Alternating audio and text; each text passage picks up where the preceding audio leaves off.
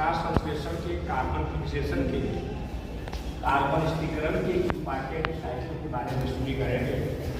इस साइकिल को हम C4 साइकिल के नाम से जानते हैं, C4 चक्र के नाम से जानते हैं। यह कुछ विशेष पौधों में ही पाया जाता है। पौधों में गन्ना, मक्का जैसे इन पौधों के पत्तियों की बनावट कुछ विशिष्ट होती है।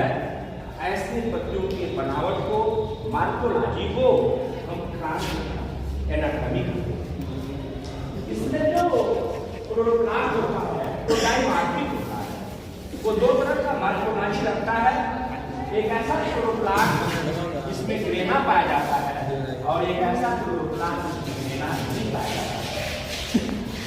स्टार्च का निर्माण ग्रेना वाले क्लोरोप्लास्ट में होता है। इसमें होता क्या है कि कार्बन डाइऑक्साइड वायुमंडल से आती है।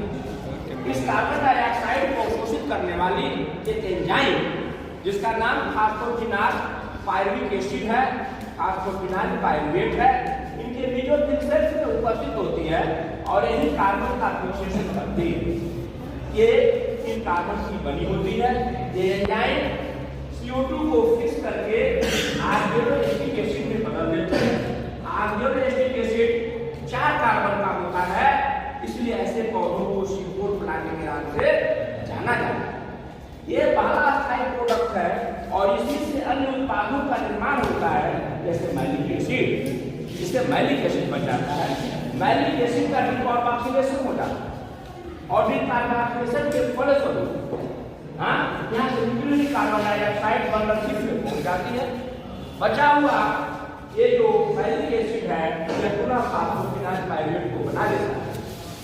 ये CO2 जो बंडल शीट में पहुंचती है, ये इसका मुलाकात किसके साथ होता है? राइबोज बाइफॉस्फेट के साथ होता है। राइबोज बाइफॉस्फेट को अपने साथ जोड़ती है और क्या बना देती है? सिल्फिक चक्र चलाती है और सिल्फिक चक्र के माध्यम से पहला प्रोडक्ट फास्फोग्लिसरिक एसिड बन जाता है बंडल शीट में और इसी से ग्लूकोज और स्टार्च का निर्माण हो जाता है। स्टार्च हो जाता है। स्टार्च किसमें दिखता है? बंडल शीट में दिखता है।